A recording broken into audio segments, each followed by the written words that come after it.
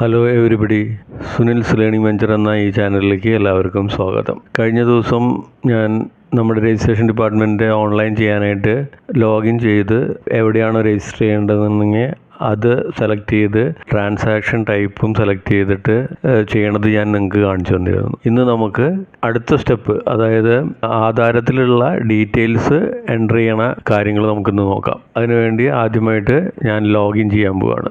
ഐഡിയും പാസ്വേഡും കൊടുത്തിട്ട് നമുക്ക് ലോഗിൻ ചെയ്യാം. ലോഗിൻ ചെയ്യുമ്പോൾ നമുക്കിവിടെ താഴെ ഇന്നലെ ഞാൻ കാണിച്ച പോലെ ന്യൂ ടോക്കൺ ഉണ്ട്. ഇനി ന്യൂ ടോക്കൺ ക്ലിക്ക് ചെയ്യുക. അപ്പോൾ പുതിയതായിട്ട് ഒരു ഡോക്യുമെൻ്റ് ഓൺലൈൻ ചെയ്യണ ഫസ്റ്റ് സ്റ്റെപ്പാണിത്. ന്യൂ ടോക്കൺ ക്ലിക്ക് ചെയ്തിട്ട് കഴിഞ്ഞ വീഡിയോയിൽ കാണിച്ച പോലെ രജിസ്റ്ററിങ് ഡിസ്ട്രിക്റ്റ് സെലക്ട് ചെയ്യുക. ഇപ്പോൾ ഞാനിന്ന് എറണാകുളം സെലക്ട് ചെയ്യുകയാണ്, ഡിസ്ട്രിക്റ്റ് എറണാകുളം. രജിസ്ട്രേഷൻ SRO ഞാനത് തൃക്കാക്കര കൊടുക്കുകയാണ്. അതുപോലെ താലൂക്ക് കണയന്നൂർ കൊടുക്കുകയാണ്. ഇനി ഇന്ന് നിങ്ങൾക്ക് കാണിച്ചു തരാൻ പോകുന്നത് ഒരു ഫ്ലാറ്റിൻ്റെ എങ്ങനെയാണ് രജിസ്റ്റർ ചെയ്യേണ്ടത് എന്നുള്ളതാണ് കാണിച്ചു തരാൻ പോകുന്നത്. അതിനുവേണ്ടി നമുക്കറിയാം ബുക്ക് 1 സെലക്ട് ചെയ്യുക, സെയിൽ ക്ലിക്ക് ചെയ്യുക. ഇനി ഫ്ലാറ്റാണ് നമുക്ക് ചെയ്യേണ്ടത്. അപ്പോൾ സബ് ട്രാൻസാക്ഷൻ ടൈപ്പിൽ സെയിൽ ഡീഡ് ഫ്ലാറ്റ് സെലക്ട് ചെയ്യുക. അതേവിടെ സെയിൽ ഡീഡ് ഫ്ലാറ്റ് ഉണ്ട്, അത് ക്ലിക്ക് ചെയ്യുക. ഇപ്പോൾ എല്ലാം കൊടുത്തു, എന്നിട്ട് സബ്മിറ്റ് ചെയ്യുക. അപ്പോൾ ഇവിടെ കാണിക്കും the token that you have selected is for registering as a sale deed. നമ്മൾ ടോക്കൺ എടുത്തത് ഒരു സെയിൽ ഡീഡ് രജിസ്റ്റർ ചെയ്യാനാണ്. In book 1 at the Thrikkakara sub register office.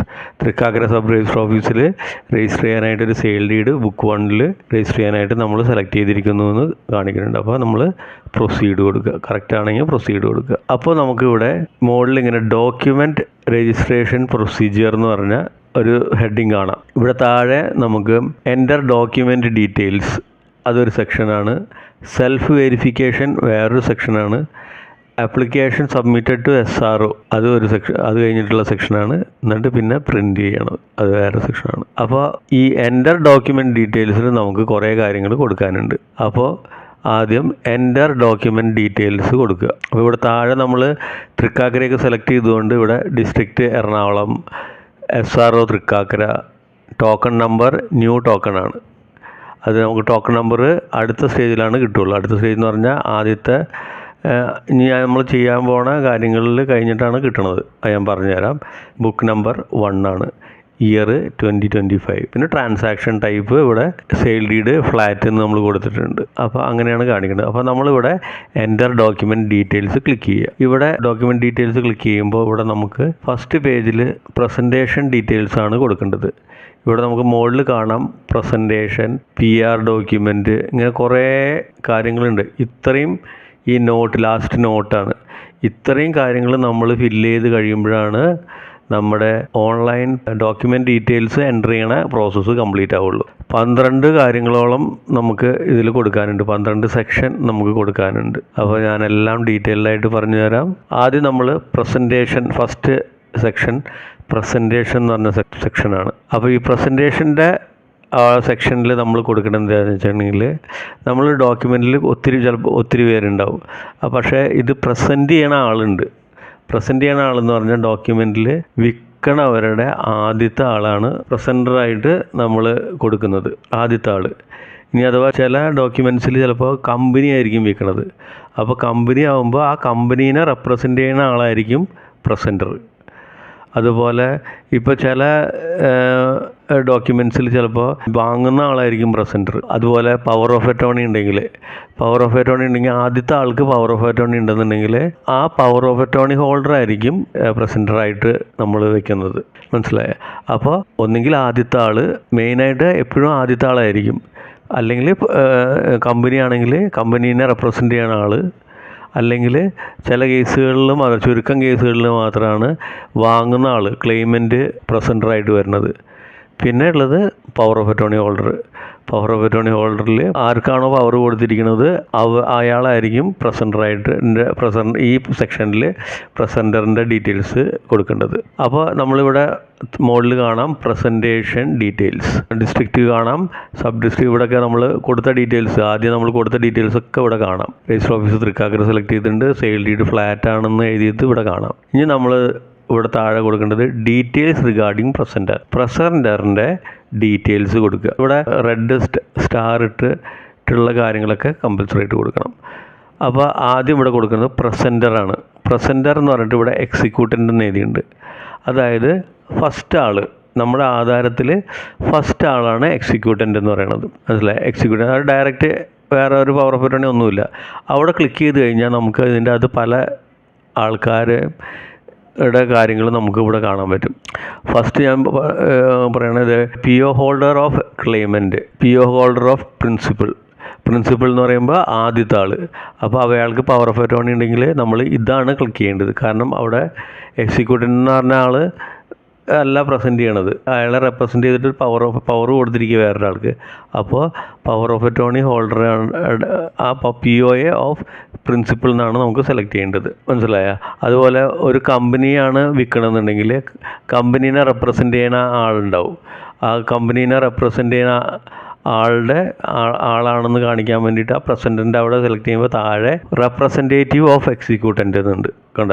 Representative of എക്സിക്യൂട്ടൻ്റ് click ചെയ്യുക, കമ്പനിയാണ് വിൽക്കണമെന്നുണ്ടെങ്കിൽ.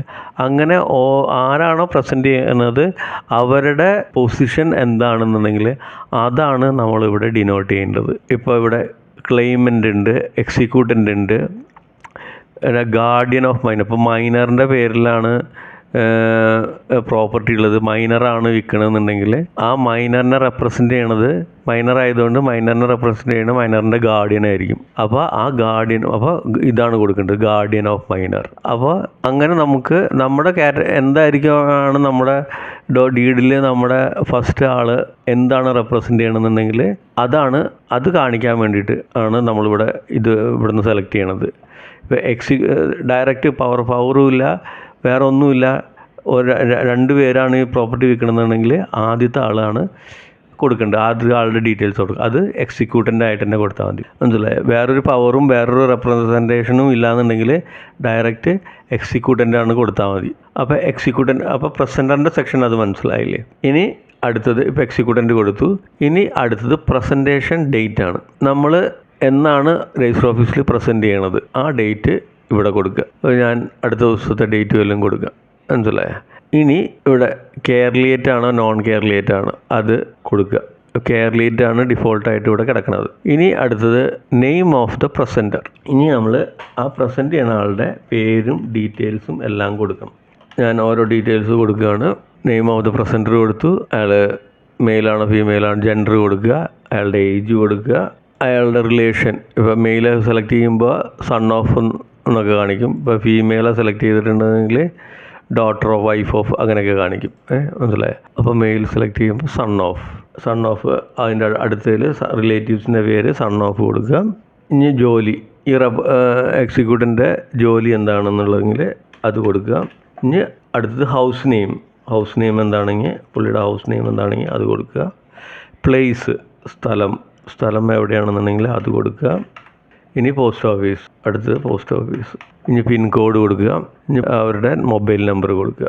ഇനി ID ടൈപ്പ്, അവരുടെ ID കൊടുക്കണം. ആ ID ടൈപ്പിൻ്റെ അവിടെ സെലക്ട് ക്ലിക്ക് ചെയ്ത് Aadhaar card, driving licence, electoral ID card, PAN card, passport, ration card ഇതൊക്കെ കാണിക്കുന്നുണ്ട്. ഇതല്ലാന്നുണ്ടെങ്കിൽ അതേഴ്സ് എന്ന് പറഞ്ഞൊരു സെക്ഷൻ ഉണ്ട്.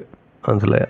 വേറെ ആണെങ്കിൽ അതേഴ്സ് കൊടുക്കുക, എന്നിട്ട് അതിൻ്റെ ഡീറ്റെയിൽസ് കൊടുക്കുക. അതേഴ്സ് കൂടുതലും വരുന്നത് OCI കാർഡൊക്കെ ആണ് നമ്മൾ കൊടുക്കണമെന്നുണ്ടെങ്കിൽ അതേഴ്സ് ക്ലിക്ക് ചെയ്തിട്ട് OCI കാർഡിൻ്റെ നമ്പർ കൊടുത്താൽ മതി. മനസ്സിലായോ? അപ്പോൾ ഇത്രയും കാര്യം കൊടുത്തിട്ട് മെയിനായിട്ടുള്ള കാര്യങ്ങളാണ് ഇവിടെ ഉള്ളത്. പിന്നെ അതേഴ്സിന് ഇട്ടത് OCI കാർഡ്, അങ്ങനെയുള്ള ID കാർഡ് എന്തെങ്കിലും ഉണ്ടെന്നുണ്ടെങ്കിൽ അത് കൊടുക്കാനായിട്ടാണ് ഈ അതേഴ്സ് ഇട്ടിരിക്കുന്നത്. അപ്പോൾ നമുക്ക് എപ്പോഴും പാൻ കാർഡ് കൊടുക്കണമായിരിക്കും നല്ലത്. ആ പാൻ കാർഡ് അടിച്ചു കൊടുക്കുക. ഇനി ID issued date, expiry date ഒക്കെ കൊടുത്തിട്ടുണ്ട്. അതൊന്നും കമ്പൽസറി ഇല്ല, അതൊന്നും കൊടുക്കണമെന്നില്ല. മനസ്സിലായോ? അപ്പോൾ നമ്മളിവിടെ പാൻ കാർഡ് സെലക്ട് ചെയ്തപ്പോൾ തന്നെ ഇവിടെ പാൻ കാർഡ് കൊടുത്തു. അപ്പോൾ issuing authority, pan card issue ചെയ്യണ അതോറിറ്റിയുടെ ഓട്ടോമാറ്റിക് ഇവിടെ വരും, income tax department of India. മനസ്സിലായോ? അപ്പോൾ പാൻ കാർഡ് സെലക്ട് ചെയ്തപ്പോൾ അങ്ങനെ വരും. പിന്നെ ആധാർ കാർഡ് ആണെങ്കിൽ ആധാർ കാർഡ് ക്ലിക്ക് ചെയ്യുമ്പോൾ automatic issuing authority, UIDA unique identification authority അത് വരും. പിന്നെ ഡ്രൈവിംഗ് ലൈസൻസ് ആണെങ്കിൽ മോട്ടോർ വെഹിക്കിൾ ഡിപ്പാർട്ട്മെൻറ്റ്. അങ്ങനെ അത് ഇഷ്യൂയിങ് അതോറിറ്റി നമ്മൾ കൊടുക്കേണ്ട കാര്യമില്ല, അത് ഡിഫോൾട്ടായിട്ട് ഏതാണ് നമ്മൾ സെലക്ട് ചെയ്യണമെന്നുണ്ടെങ്കിൽ അത് വന്നോളും. പാസ്പോർട്ട് സെലക്ട് ചെയ്യുമ്പോൾ passport ministry of external affairs അത് കാണിക്കും. പിന്നെ നമുക്ക് OCI കാർഡൊക്കെ കൊടുക്കണമെന്നുണ്ടെങ്കിലാണ് ഈ അതേഴ്സ് കൊടുക്കുക. അതേഴ്സ് കൊടുത്തു കഴിയുമ്പോൾ ഇഷ്യൂയിങ് അതോറിറ്റി വരില്ല. അപ്പോൾ നമുക്ക് അവിടെ മിനിസ്ട്രി ഓഫ് ഹോം അഫയേഴ്സ് അങ്ങനെ എന്തെങ്കിലും അടിച്ചു കൊടുക്കുക. അപ്പോൾ ഏതാണ് ഐ ഡിയുടെ അതോറിറ്റി എങ്കിൽ ആ ഇഷ്യൂയിങ് അതോറിറ്റിയുടെ അവിടെ അത് കൊടുക്കുക. അപ്പോൾ പാൻ കാർഡാണ് മെയിനായിട്ട് കൊടുക്കേണ്ടത്. എന്നിട്ട് അടുത്തതെന്ന് പറയുന്നത് ഇമെയിൽ അഡ്രസ്സ് അവർ കമ്പൽസറി എന്ന് പറയണില്ല, കൊടുക്കണമെങ്കിൽ കൊടുക്കാം, കൊടുത്തില്ലെങ്കിലും കുഴപ്പമില്ല. അടുത്തത് ഡോക്യുമെൻ്റ് എമൗണ്ടാണ്. ഇവിടെ ഇപ്പോൾ ആദ്യത്തെ സെക്ഷൻ ഡീറ്റെയിൽസ് റിഗാർഡിങ് പ്രസൻറ്റർ ഇത്രയും സെക്ഷൻ ഡീറ്റെയിൽസ് റിഗാർഡിങ് പ്രസൻറ്റ് ചെയ്യുന്ന ആളുടെ പേഴ്സണൽ ഡീറ്റെയിൽസാണ് കൊടുത്തത്. നമ്മൾ പേര്, ജെൻഡർ, ഏജ്, റിലേഷൻ, ഫാദറിൻ്റെ പേര്, ഫാദറിൻ്റെ പേര് അല്ലെങ്കിൽ ഹസ്ബൻഡിൻ്റെ പേര്, അങ്ങനെ ഏതാണെങ്കിൽ അത് കൊടുക്കുക. ഒക്യുപ്പേഷൻ കൊടുക്കുക. പിന്നെ വീട്ടിലെ അഡ്രസ്സ്, പിന്നെ I D type, mobile number. ഇത്രയാണ് നമ്മൾ ഡീറ്റെയിൽസ് റിഗാർഡിങ് പ്രസൻറ്റർ നമ്മൾ കൊടുത്തത്. ഇനി അടുത്തത് ഡോക്യുമെൻ്റ് എമൗണ്ടാണ്. ഡോക്യുമെൻ്റ് എമൗണ്ട് നമ്മൾ ആധാരത്തിൽ എന്താണ് നമ്മൾ എമൗണ്ട് വെച്ചിരിക്കണതെങ്കിൽ അതിവിടെ അടിച്ചു കൊടുക്കുക. ഇപ്പോൾ ഞാനിവിടെ ഒരു എമൗണ്ട് കൊടുക്കുക. ഇനി പ്രസൻറ്റേഷൻ ടൈപ്പ് അവിടെ ജനറൽ തന്നെയാണ് കൊടുക്കേണ്ടത്. വല്ല കോർട്ട് ഓർഡർ അങ്ങനെ വല്ലതും ഉണ്ടെങ്കിൽ അത് കൊടുക്കുക. ഇപ്പോൾ ജനറലുള്ള നമ്മൾ സാധാ സെയിൽ ഡീഡൊക്കെ ആണെന്നുണ്ടെങ്കിൽ ജനറൽ കൊടുത്താൽ മതി. പിന്നെ അതിൻ്റെ അപ്പുറത്ത് നമ്പർ ഓഫ് ഫയലിംഗ് ഷീറ്റ്സ്. നമ്മൾ ഈ ആധാരം പ്രിപ്പയർ ചെയ്യുമ്പോൾ നിങ്ങൾക്കറിയാം, നമ്മൾ ആധാരത്തിൻ്റെ ഒപ്പം തന്നെ രജിസ്റ്റർ ഓഫീസിൽ സബ്മിറ്റ് ചെയ്യാനായിട്ട് ഒരു ഫയലിംഗ് ഷീറ്റിലും നമ്മൾ പ്രിൻ്റ് എടുക്കും. ഒരു A4 സൈസിൽ ലൈൻസൊക്കെ ആയിട്ടുള്ള ഒരു ഫയലിംഗ് ഷീറ്റിൽ നമ്മളെടുക്കും. അപ്പോൾ നമുക്ക് ആ ഫയലിംഗ് ഷീറ്റ് എത്ര എണ്ണം ആ ആധാരം പ്രിൻ്റ് ചെയ്യാൻ വേണ്ടി യൂസ് ചെയ്തു എന്നുള്ള അതിൻ്റെ ഒരു നമ്പർ ഇതിൽ കൊടുക്കണം. എന്തിനാണെന്ന് വെച്ചാൽ അതിനും ഒരു ഫീസ് നമ്മൾ അടയ്ക്കേണ്ടതായിട്ടുണ്ട്. മനസ്സിലായോ? അപ്പോൾ നമ്മളെന്താ ചെയ്യേണ്ടതെന്ന് വെച്ചിട്ടുണ്ടെങ്കിൽ, നമ്മൾ ഡോക്യുമെൻ്റ് ഡ്രാഫ്റ്റ് ഫൈനലായി കഴിഞ്ഞാൽ ഷീറ്റ് സെറ്റ് ചെയ്ത് കഴിഞ്ഞിട്ടേ നമുക്ക് ഓൺലൈൻ ചെയ്യാൻ പറ്റുകയുള്ളൂ. ഷീറ്റിൻ്റെ ഒരു നമ്പർ നമുക്ക് അറിഞ്ഞിരിക്കണം. മനസ്സിലായോ? ഷീറ്റിൻ്റെ ഒരു എമൗണ്ട് എത്ര എണ്ണം ഉണ്ടാവും എന്നുള്ളത് നമ്മൾ ആ ഷീറ്റ് സെറ്റ് ചെയ്ത് കഴിഞ്ഞാൽ നമുക്ക് കിട്ടുകയുള്ളൂ. അപ്പോൾ നമുക്ക് എത്ര നമ്പർ ഓഫ് ഷീറ്റ്സ് ആണെന്നുണ്ടെങ്കിൽ ആ നമ്പർ ഓഫ് ഷീറ്റ്സ് ഇവിടെ കൊടുക്കുക. ഇപ്പോൾ ഞാനിവിടെ 15 എന്ന് കൊടുത്തു. അപ്പോൾ നമുക്ക് ഇതിൽ 2 ഷീറ്റ് നമുക്ക് ഫ്രീ ആണ്. 2 ഷീറ്റിൻ്റെ കോസ്റ്റ് നമുക്ക് ഫ്രീ ആണ്. 2 ഷീറ്റ് കഴിഞ്ഞിട്ടുള്ള ഷീറ്റിൻ്റെ എമൗണ്ടാണ് നമുക്ക് ഫീസ് ആയിട്ട് അടയ്ക്കേണ്ടി വരുള്ളൂ. പിന്നെ ഇവിടെയൊക്കെ ഡിഫോൾട്ടായിട്ട് കൊടുത്തിരിക്കുന്നതാണ്. ഡിസ്ട്രിക്റ്റ് നമ്മൾ നേരത്തെ സെലക്ട് ചെയ്തു, സബ് ഡിസ്ട്രിക്റ്റും താലൂക്കും ഒക്കെ നമ്മൾ നേരത്തെ സെലക്ട് ചെയ്തത്. പിന്നെ ഇവിടെ താഴെ ഡോക്യുമെൻ്റ് റൈറ്ററിൻ്റെ ഐ ഒക്കെ അത് നമ്മൾ നേരത്തെ യൂസർ ID ക്രിയേറ്റ് ചെയ്തപ്പോൾ കൊടുത്തിട്ടുള്ള കാര്യങ്ങളാണ്. ഇനി ഇവിടെ mode of stamp duty payment എന്ത് മോഡാണെന്നുള്ളത്.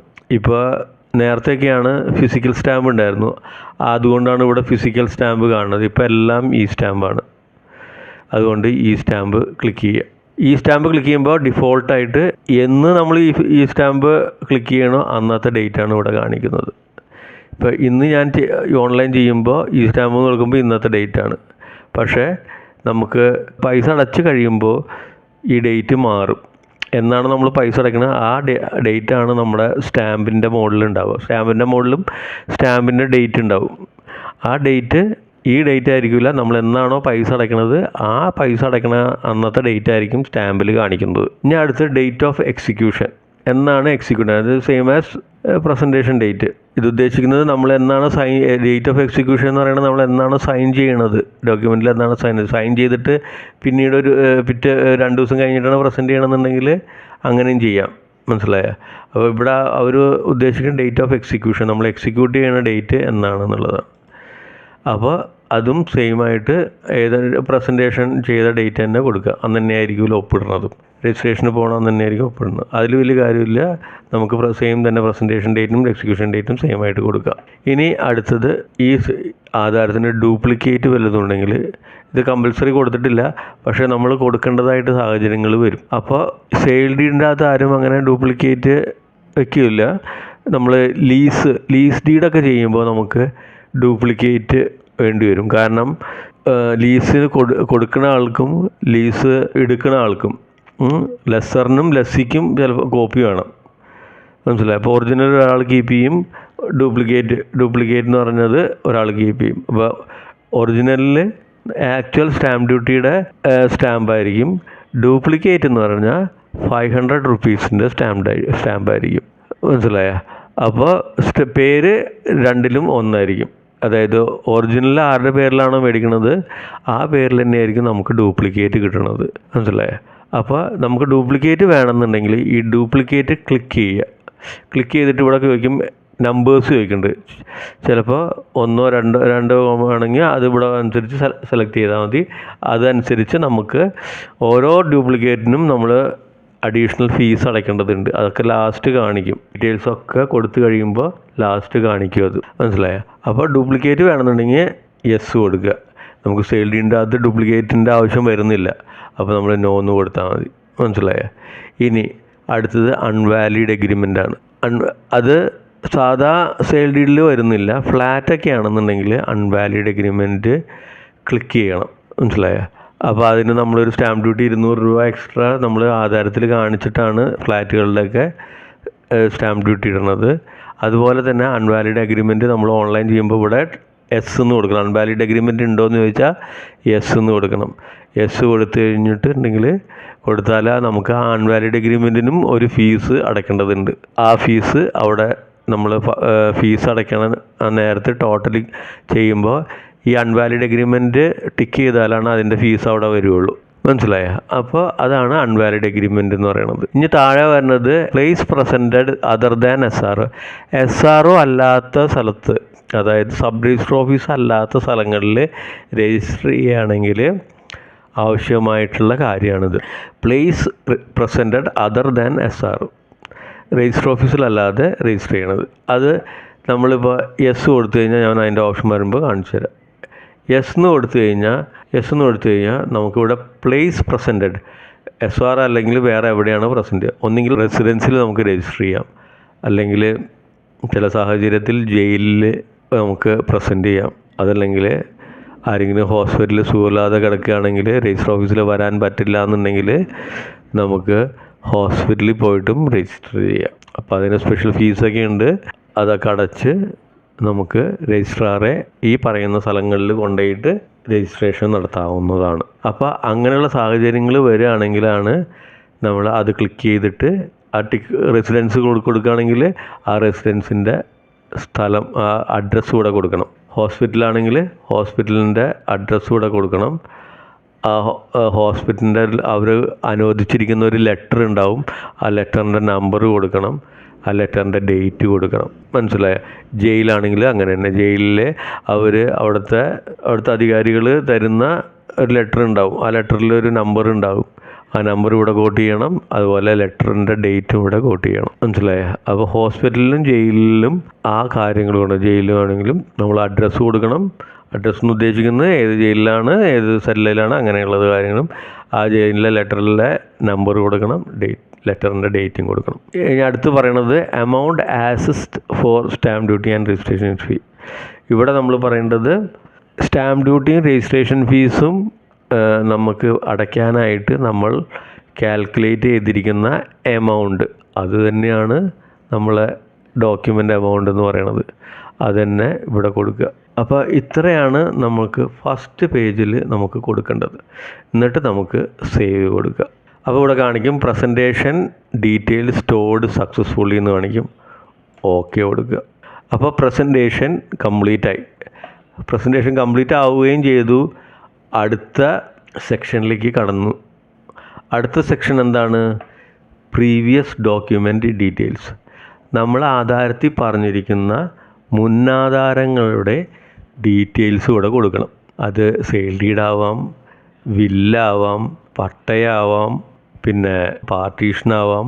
എന്ത് ടൈപ്പ് ഓഫ് ഡോക്യുമെൻ്റ് ആണെങ്കിലും മുന്നാധാരം എന്ന പ്രീവിയസ് ഡോക്യുമെൻ്റ് ഏത് ടൈപ്പ് ആണെങ്കിലും അതൊക്കെ ഇവിടെ കൊടുക്കണം. അപ്പോൾ നമ്മൾ ഡോക്യുമെൻ്റിൽ പറയണ ആ പ്രയർ ഡീഡ് ഇവിടെ കൊടുക്കുക. ഇവിടെ കൊടുക്കുമ്പോൾ നമുക്ക് പ്രസൻറ്റേഷൻ, ഞാൻ നേരത്തെ പറഞ്ഞു, പ്രസൻറ്റേഷൻ ഡീറ്റെയിൽസ് കൊടുത്ത ശേഷം നമുക്ക് ടോക്കൺ നമ്പർ കിട്ടും. അതാണ് ഇവിടെ കാണുന്നത്, ടോക്കൺ നമ്പർ. നമ്മളിപ്പോൾ പ്രസൻറ്റേഷൻ ഡീറ്റെയിൽസ് കഴിഞ്ഞാൽ ഓട്ടോമാറ്റിക്കലി അടുത്ത സെക്ഷനിലേക്ക് കടന്നു, പ്രീവിയസ് ഡോക്യുമെൻ്റ്. അവിടെ നമുക്ക് ആ പ്രസൻറ്റേഷൻ ഡീറ്റെയിൽസ് കൊടുത്തു കഴിഞ്ഞാൽ നമുക്ക് ടോക്കൺ നമ്പർ കിട്ടും. കണ്ട, ടി എന്ന് പറഞ്ഞ് തുടങ്ങുന്ന ടോക്കൺ നമ്പർ. ഇത് നമുക്ക് നോട്ട് ചെയ്ത് വെക്കുക. കാരണം എന്താ വെച്ചിട്ടുണ്ടെങ്കിൽ ഇത് നമ്മൾ കുറച്ച് ഡീറ്റെയിൽസ് അടിച്ച ശേഷം നമുക്ക് അപ്പോൾ സമയമില്ല എന്നുണ്ടെങ്കിൽ പിന്നെ ചെയ്യാനാണെന്നുണ്ടെങ്കിൽ ആ ടോക്കൺ നമ്പർ സേവ് ചെയ്ത് എഴുതി വെച്ച് കഴിഞ്ഞാൽ പിന്നീട് നമ്മൾ ചെയ്യുമ്പോൾ ആ ടോക്കൺ നമ്പർ കൊടുത്ത് നമുക്ക് ലോഗിൻ ചെയ്തിട്ട് ആ ടോക്കൺ നമ്പർ കൊടുത്താൽ നമ്മൾ അടിച്ച ഡീറ്റെയിൽസൊക്കെ നമുക്ക് കിട്ടും. മനസ്സിലായോ? അപ്പോൾ ഇവിടെ ടോക്കൺ നമ്പർ ഉണ്ട്, ആ ടോക്കൺ നമ്പർ നോട്ട് ചെയ്യുക. ഇവിടെ ഇയറൊക്കെ പറഞ്ഞിട്ടുണ്ട്, ബുക്ക് 1 നമ്മൾ രജിസ്റ്റർ ചെയ്യണം എന്നൊക്കെ പറഞ്ഞിട്ടുണ്ട്. ഇനി നമ്മൾ മുന്നാധാരം കൊടുക്കേണ്ട ഇതാണ് ടൈപ്പ് ഓഫ് ഡോക്യുമെൻറ്റ്. അത് എന്ത് ടൈപ്പ്? കോർട്ട് ഓർഡർ ആണോ, പട്ടയാണോ, രജിസ്റ്റേർഡ് ഡോക്യുമെൻ്റ് ആണോ, ബില്ലാണോ, ഏതാണെങ്കിൽ അപ്പോൾ sale deed, partition deed, settlement, gift അങ്ങനത്തെ ഉള്ള ഡീഡുകളൊക്കെ ആണെങ്കിൽ രജിസ്റ്റേർഡ് ക്ലിക്ക് ചെയ്താൽ മതി. ഇനി പട്ടയാണെങ്കിൽ പട്ടയം ക്ലിക്ക് ചെയ്യുക, വില്ലാണെങ്കിൽ വില്ല് ക്ലിക്ക് ചെയ്യുക, കോർട്ട് ഓർഡർ ആണെങ്കിൽ കോർട്ട് ഓർഡർ ക്ലിക്ക് ചെയ്യുക. മനസ്സിലായോ? അപ്പോൾ രജിസ്റ്റേർഡ് ക്ലിക്ക് ചെയ്ത് കഴിഞ്ഞാൽ രജിസ്റ്റർ ചെയ്യേണ്ട ഉദ്ദേശം നമ്മൾ സെയിൽ ഡീഡ് അതൊക്കെ ഏതാണെങ്കിൽ അതിൻ്റെ ഡീറ്റെയിൽസൊക്കെ കൊടുക്കുക. അപ്പോൾ ആ രജിസ്റ്റർ അപ്പോൾ നമ്മൾ ഒരു സെയിൽ ഡീഡാണ് നമ്മുടെ മുന്നാധാരം എന്നുണ്ടെങ്കിൽ ഈ രജിസ്റ്റേർഡ് ഇത് കൊടുക്കുക. എന്നിട്ട് അത് ആ ഡോക്യുമെൻ്റ് എവിടെയാണ് ചെയ്തതെങ്കിൽ ആ ഡിസ്ട്രിക്റ്റ് സെലക്ട് ചെയ്യുക, അതിൻ്റെ രജിസ്റ്റർ ഓഫീസ് സെലക്ട് ചെയ്യുക, ഏത് വർഷമാണ് ചെയ്തിരിക്കണമെങ്കിൽ ആ വർഷം കൊടുക്കുക. പിന്നെ ബുക്ക് നമ്പർ നമ്മൾ കഴിഞ്ഞ ദിവസം പഠിച്ചു, ട്രാൻസാക്ഷൻ ടൈപ്പ് ബുക്ക് 1 ഉണ്ട്, ബുക്ക് 3 ഉണ്ട്, ബുക്ക് 4 ഉണ്ട്. അപ്പോൾ നമ്മൾ ഇപ്പോൾ ഇവിടെ സെയിൽ ഡീഡാന്ന് പറഞ്ഞു, അപ്പോൾ സെയിൽ ഡീഡ് എപ്പോഴും ബുക്ക് 1 അപ്പോൾ ബുക്ക് 1 കൊടുക്കുക. വില്ലാണെന്നുണ്ടെങ്കിൽ ബുക്ക് 3 കൊടുക്കുക. ഇനി ഡോക്യുമെൻറ്റ് ബാർ പട്ടയം നമ്പർ, ഡോക്യുമെൻറ്റിൻ്റെ നമ്പർ, ആ മുന്നാധാരത്തിൻ്റെ നമ്പർ കൊടുക്കുക ഏതാണെന്നുണ്ടെങ്കിൽ. ഇനി വോളിയം, ആ ഡോക്യുമെൻറ്റിൻ്റെ ഒരു രണ്ടാമത്തെ പേജിലോ മൂന്നാമത്തെ പേജിലോ ബാക്ക് സൈഡിൽ ഈ ഡീറ്റെയിൽസ് നമുക്ക് കിട്ടും. വോളിയം എന്ന് പറഞ്ഞാൽ വോളിയം ഇത് കമ്പൽസറി അല്ല, കൊടുത്താൽ നല്ലത് എന്ന് മാത്രം. വോളിയം കൊടുക്കുക. പേജസ് ആ മുന്നാധാരത്തിൻ്റെ ബാക്കിലുള്ള ഡീറ്റെയിൽസാണ് നമ്മൾ കൊടുക്കുന്നത്. മനസ്സിലായോ? അപ്പോൾ ഡോക്യുമെൻ്റ് നമ്പർക്ക് അതിൻ്റെ വോളിയമും പേജസും കൊടുക്കുക, വർഷവും കൊടുക്കുക. മനസ്സിലായത്? ഏത് രജിസ്റ്റർ ഓഫീസാണെന്നും കൊടുക്കുക. ഇനി റിമാർക്സിൽ വേണമെങ്കിൽ എന്തെങ്കിലും എഴുതുക. സെയിൽ ഡീഡ് ആണെങ്കിൽ സെയിൽ ഡീഡ് എന്ന് കൊടുക്കുക. അപ്പോൾ കുറച്ചും കൂടി ഭംഗിയായി സെയിൽ ഡീഡ് കൊടുക്കുക. അപ്പോൾ അങ്ങനെ നമുക്ക് കൊടുത്തിട്ട് സേവ് ബട്ടൺ ക്ലിക്ക് ചെയ്യുക. അപ്പോൾ പ്രീവിയസ് ഡോക്യുമെൻറ്റ് സേവ്ഡ് സക്സസ്ഫുള്ളി എന്ന് കാണിക്കും. ഓക്കെ കൊടുക്കുക. ഇനിയും ഡോക്യുമെൻറ്റ്സ് ഉണ്ടെന്നുണ്ടെങ്കിൽ ഇനിയും ഇതുപോലെ തന്നെ കൊടുക്കുക. ഞാൻ ഒരു വില്ല് ഉണ്ടെന്നുണ്ടെങ്കിൽ വില്ല് കൊടുക്കുക. അത് ഇതുപോലെ തന്നെ ഏത് രജിസ്റ്റർ ഓഫീസിലാണെന്നുണ്ടെങ്കിൽ ആ രജിസ്റ്റർ ഓഫീസിൻ്റെ ഇതൊക്കെ സെലക്ട് ചെയ്ത് ഇയർ കൊടുക്കുക. ഇത് വില്ലായതുകൊണ്ട് ബുക്ക് 3 എന്ന് കൊടുക്കുക, നമ്പർ കൊടുക്കുക. ഇനി വോളിയം പേജസ് അറിയില്ല എന്നുണ്ടെങ്കിൽ കുഴപ്പമില്ല, ബ്ലാങ്ക് ഇട്ട് കൊടുക്കുക. റിമാർക്ക് വില്ലെന്നും കൊടുക്കുക, സേവ് കൊടുക്കുക. അപ്പോഴും കാണിക്കും previous document details saved successfully. Okay കൊടുക്കുക. അപ്പോൾ മനസ്സിലായല്ലോ. ഞാൻ ഈ വീഡിയോയിൽ ഇപ്പോൾ 2 സെക്ഷൻസാണ് പറഞ്ഞത്, പ്രസൻറ്റേഷനും പ്രയർ ഡോക്യുമെൻറ്റും. ഈ പ്രസൻറ്റേഷനും പ്രയർ ഡോക്യുമെൻറ്റും മനസ്സിലായെന്ന് വിചാരിക്കുന്നു. Thank you.